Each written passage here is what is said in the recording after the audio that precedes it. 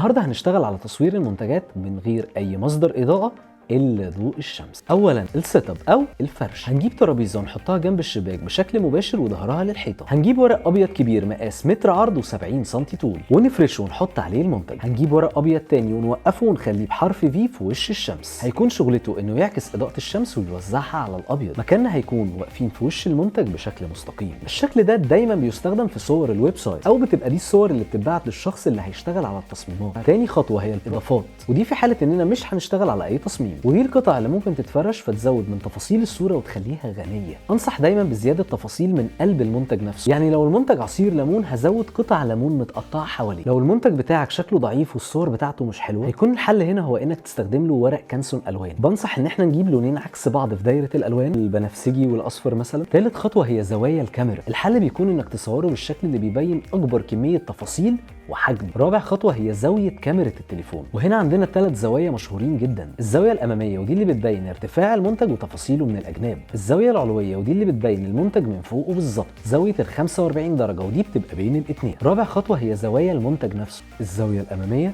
الزاويه الخلفيه، الزاويه التفصيليه، زاويه الثلاث ارباع، الزوايا الجانبيه. اول ما تلاقي الظلال اختفت من الصوره، ساعتها الصوره كده بقت مظبوطه وجاهزه انها تنزل.